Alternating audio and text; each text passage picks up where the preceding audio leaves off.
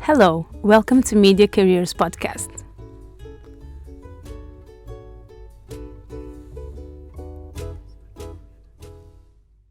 The media. So my name is Vermonish. On my side, I have Irene, my beautiful partner today. Hi, my name is Irene, and I'll be helping Vera with the interview. Yeah, thank you very much for your help. So we are very delighted to have Dave Lodge with us today. Hi, Dave. How are you?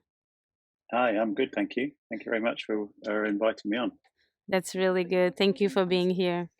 So today we want to speak a little bit with you about your job role thing. So tell us a little bit about who you are. Yeah, so what is there to say about me? I currently work as a freelance cameraman and editor, and I have worked in the video production sort of area for probably about 25 years or more, I think. In a number of different ways, but largely involved around filming and editing in small productions and in for corporate events and that kind of thing. I live in Essex. I'm married with 3 children who are all at school today, and yeah, that's a bit about me. Is there anything else you'd like to know? Okay, that's nice. Yeah, I would really like to talk about you being behind the cameras, as you previously said. How Okay. is it? How do you find it being behind the cameras? Why did you choose to be behind the cameras? Well, I think I really enjoy enabling other people to communicate the message that they have in whatever way, whether it's promoting a company or trying to put something across. I don't feel like I have a lot to say myself, but I find it very satisfying to enable other people to convey what they have to communicate. And so I guess I'm a little bit different to some people who would call themselves a filmmaker, who have something that they want to get across. They have a story they want to tell, or a message they want to communicate. That's not so much me. I don't have anything particularly myself that I want to convey, but I really enjoy enabling others to do that. So they might be a good um, a good speaker or a good writer, but they don't have the skills necessary to actually put that into an audio format or a video format and edit it in a way that it can be engaging. And so I like to work with other people to help them convey the message that they want to get across. And that's what gives me a buzz. So I don't like to be in the spotlight. I don't like to be in front of the camera. I like to be behind the camera, behind the scenes, making things happen for other people. That's really good. But I think actually a lot of people think like that. But if you stop to think, what you do, it's also very important because you give highlight to people, you give them purpose, and you help them. So I think you are so much important than them actually, and that's really really good role. Like I really like this kind of things, to be honest.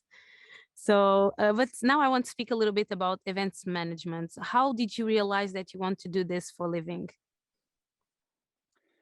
Well, I think it's one of those things that I just kind of fell into. Really, I didn't ever train to do anything in the media or in events.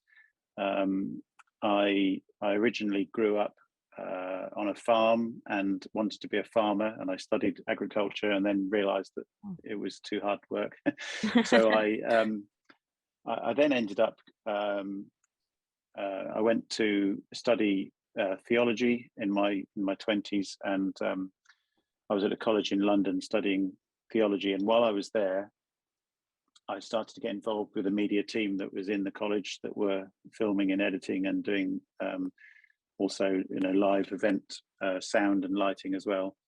And I really enjoyed that process of getting involved with that. And I thought maybe I could have a career in that. And so I ended up working for a charity, really as a sort of a volunteer for a while. And they used to do a lot. They used to make some short videos, but also go to into to put on small events, multimedia type events. This was back in the late 90s, and so I was involved from that point of view, from a technical point of view, in events, helping with the sound and the video and PowerPoint slides and all that kind of thing.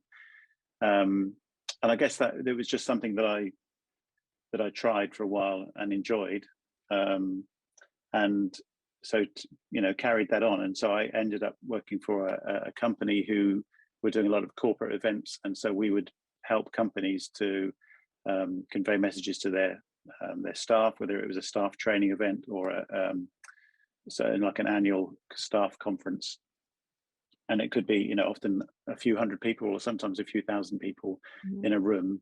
And that then makes it a much bigger thing to be involved in terms of the organization involved, in the equipment involved.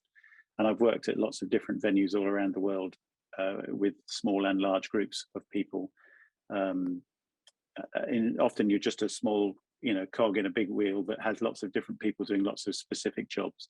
And I would normally be either operating a camera or vision mixing what was going onto the screens, or operating the PowerPoint slides. But I did sometimes get involved a little bit in helping the event to happen and managing that event and helping to put the team together. And I still do that to some extent now, although I'm at the moment I'm not involved in any sort of big events regularly in the same way that I used to be. Okay, that's nice. It's nice that you mentioned that, because most of the young people, usually they go to uni with some topic that they think they're going to follow and they're going to do for living, and then they finish or they end, let's say, doing another thing that is completely different. So sometimes we worry too much, but we need just to live the moment, and try new things and to explore our skills, let's say. Yeah, that's really good that you mentioned that. So Yes. what is exactly the role of events management? Like, what they exactly do? Well, I guess it depends a lot on the type of event it is. I mean, there's for a number of years I helped to organise a festival event that happened each summer, and it was put on by a Christian charity, and it was aimed specifically at men. So there would be somewhere between 1,500 and 2,500 men in a field for a weekend event, and that was a lot of fun to be involved with. And because that event was happening in a completely in a venue that was literally just a farmer's field when we turned up. So the what was involved with that would be a lot in terms of laying out where everything was going to be. We would have to get the right big top marquees. We would need generators for power. We'd have to bring on in water, toilets, showers. We'd have to work out where the people were going to put their tents and stay.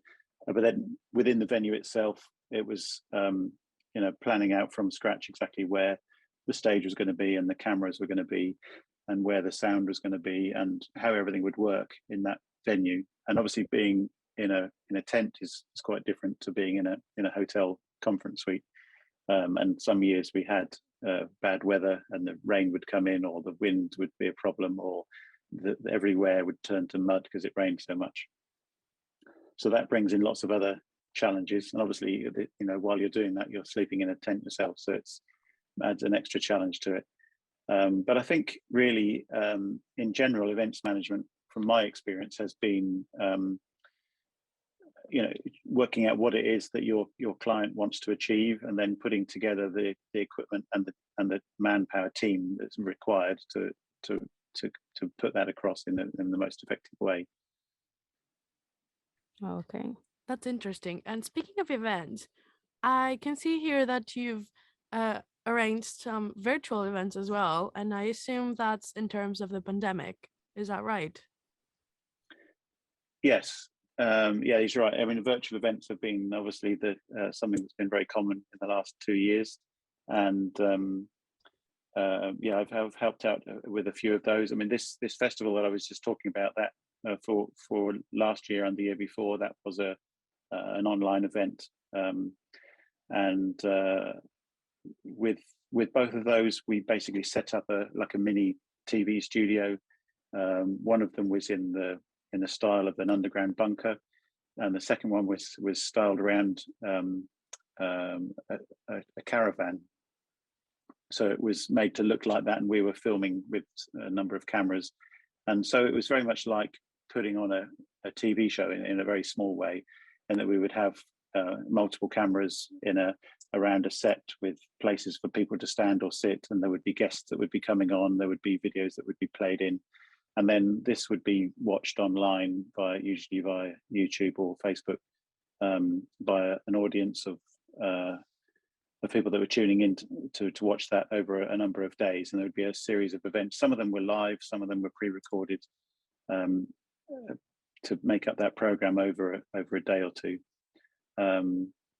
And so in some ways, in terms of putting the content together and some of the equipment involved, it's not overly different to if you were putting the event on live. It's just that you don't have that same interaction with the audience. And I think from a technician's point of view, that doesn't make too much difference, although we were needing to interact with the comments that people were making.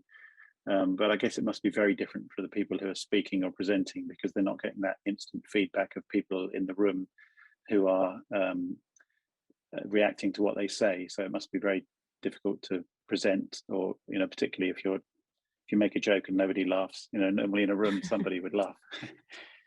So yeah, I've helped out with a few events that have been online in the last couple of years.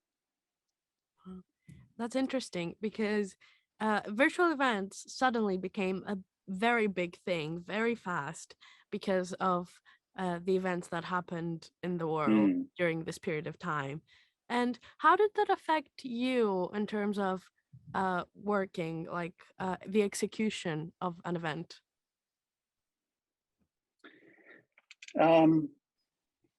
Yeah, I don't know whether it was much different. I think it was a little bit more challenging because everybody was suddenly doing things that they hadn't necessarily done a lot before, and so there was a lot to learn in a very short space of time for some people. I guess for me, I ended up being really busy during the whole of last year, and a bit of the year before, producing pre-recorded material for online events, particularly for I was involved with my local church, filming and editing church services, essentially. So with a band for the music and for somebody who was speaking, and then editing that together into a service that could then be put out as a live event on the Sunday. And I think, and also with some of the other events I was involved with, a lot of it was planning out the content in a way. You have to think about what will work with a virtual audience, because you, as I said before, you don't have the same interaction with the audience. If you're sitting at home watching an event on your phone or on your laptop, you're not as engaged as if you're in a room with hundreds of other people all watching the same thing. And so you're having to work harder to keep people engaged, and the level of interaction and reaction you get from them is different. So you're having to really work hard at keeping people switched on. I think a lot of us have been to so many Zoom meetings or virtual events that they can all just end up being a little bit the same, and we can get very easily distracted by what's around us. So I think people who put the events on have to work that a bit harder to keep people engaged and keep them tuned into the message that they're trying to get across. That's true. That's really true.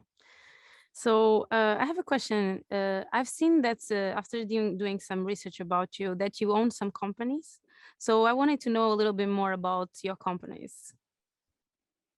Well, yeah, I don't really own any companies, but I do have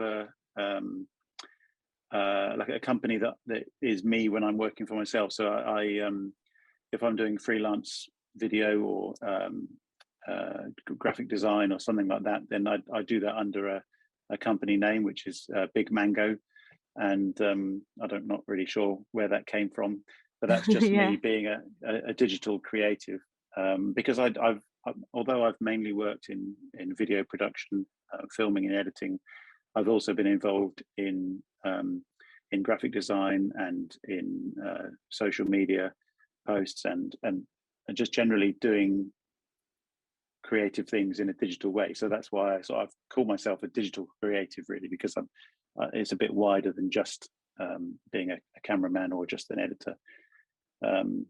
But at the moment, I've recently finished working with an organization I've been with for a long time, and I have another client that I work with on a regular basis that I'm doing this kind of work for, and then I'm just starting to look for other work to sort of fill in some of those gaps. But I mean, one of there's another organization I've been working for regularly called The Rooftop, which is an international Christian ministry, and that's been quite interesting because just this year I've had a filming trip to a number of countries in East Africa, and then just a few weeks ago I was in Costa Rica for a week, and I was basically there to document a number of events that were taking place and to film some interviews with people who were at those events to get their reactions to what was being said.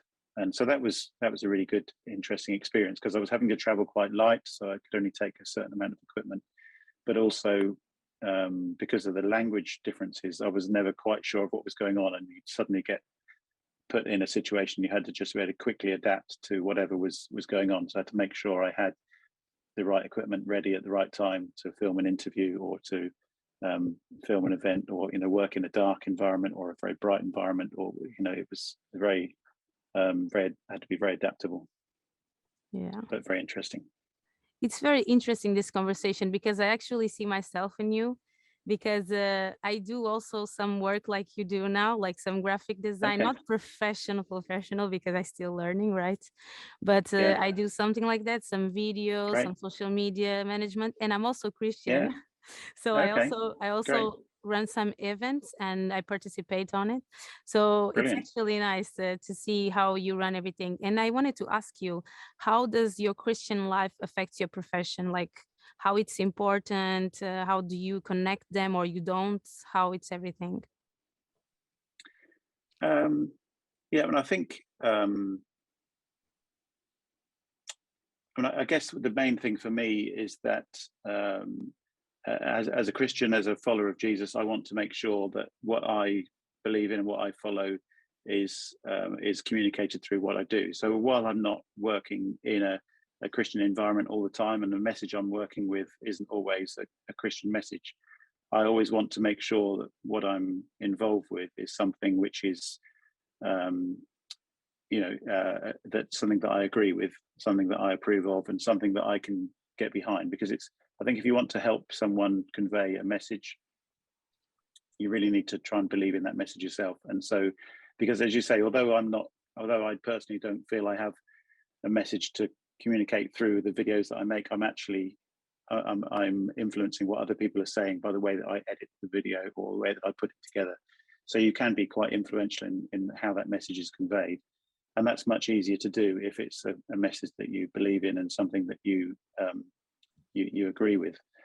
So I guess the main way that my faith affects my work is that they need to fit together. They need to be compatible with each other.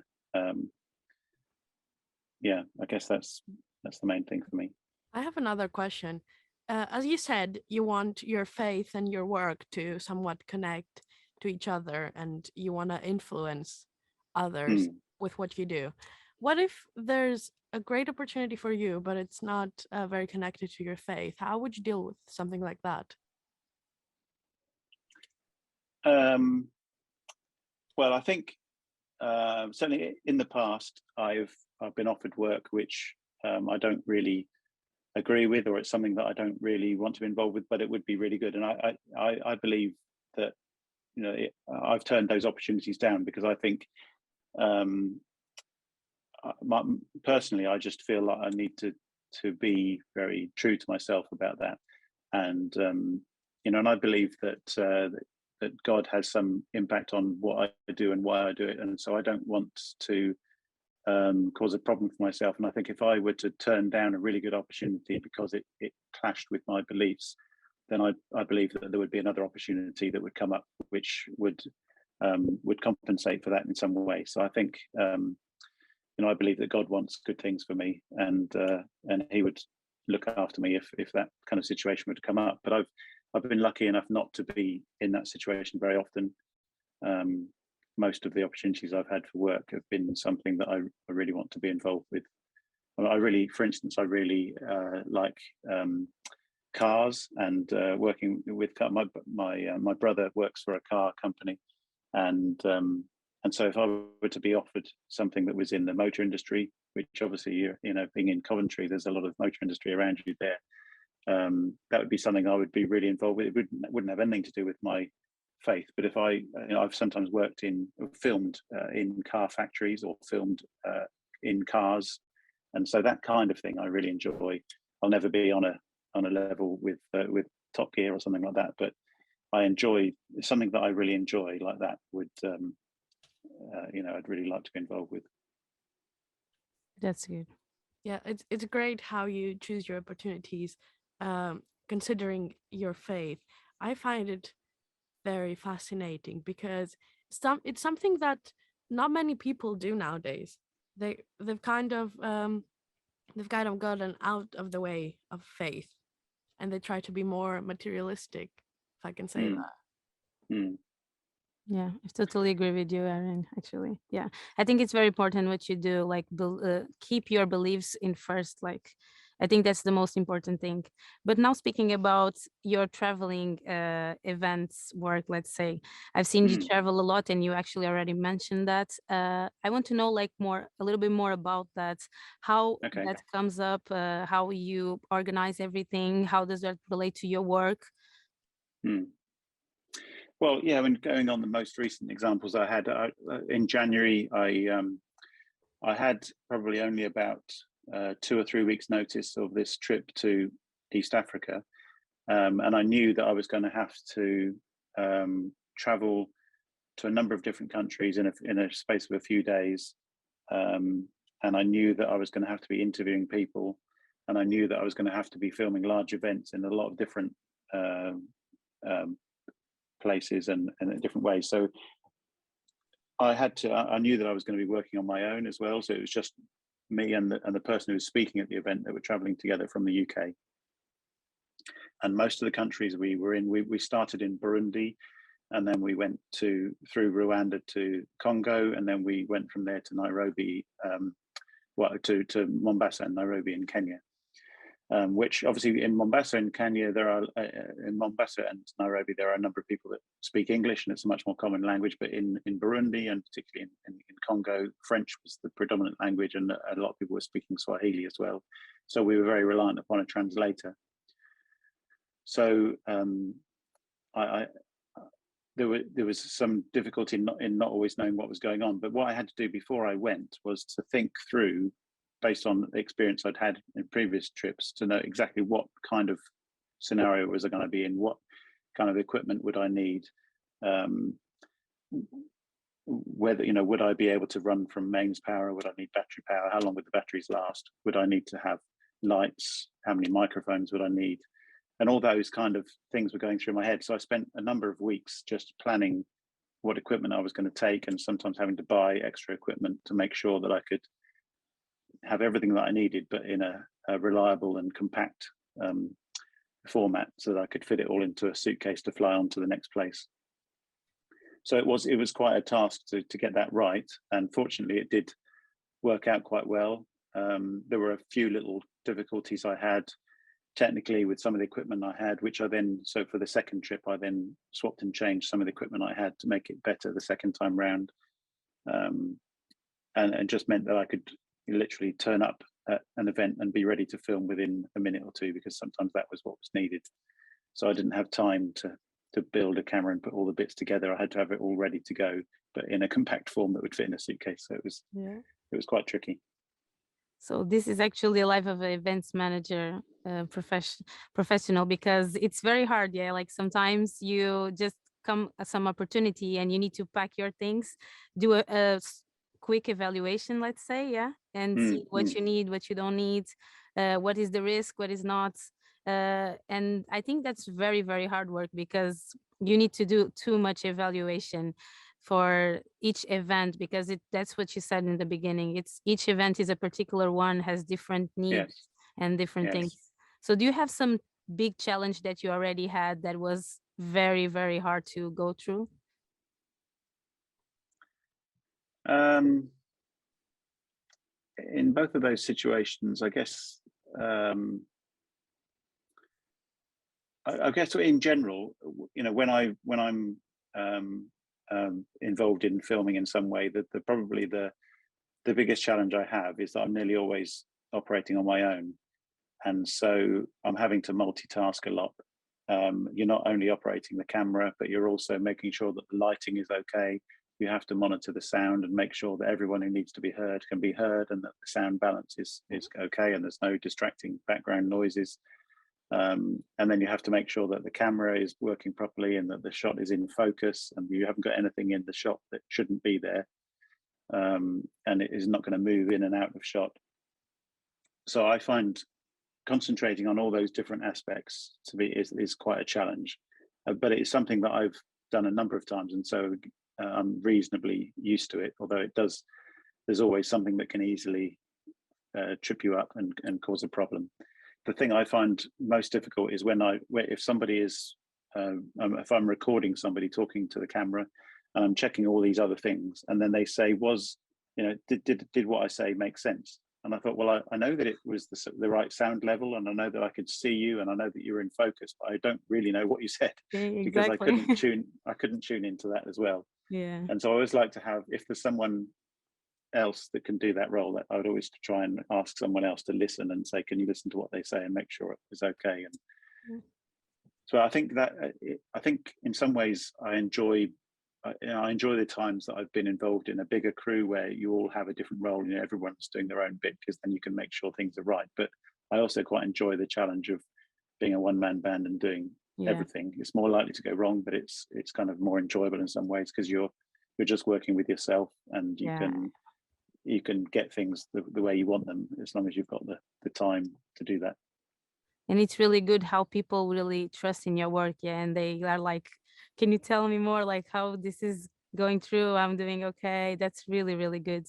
Irene, you have something to say? Yeah, now speaking of challenges, as a married man with a family, how challenging is it for you to just travel and like you have to leave, you leaving something behind in order for you to work?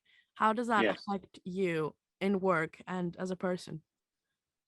Yeah, I don't like to travel too much because I don't, I used to travel more than I do now, and I've done less traveling since I've had children. Partly because I want to be there to see them, and I don't want to miss them. But also, it's obviously very challenging for my wife to look after the children on her own without me around. And so I would always ask my wife, if I've been asked to do something where I'm going to be away from home for a number of days, I'd always check with her that that's going to be okay. And sometimes I have turned work down because it doesn't really fit with where the family are at, and because my family are very important to me, and so I wouldn't always take work over, regardless of whatever impact it has on the family. I can imagine it, and it is very important to involve your family within and communicating with it in terms of Yes. the work. I find it really important. Yes. Yeah, and normally, I mean, the good thing about nowadays is that, even if I'm the other side of the world, I can normally speak to them on the phone if I need to, just, on video call. So you can kind of keep in touch and you know what each other's doing.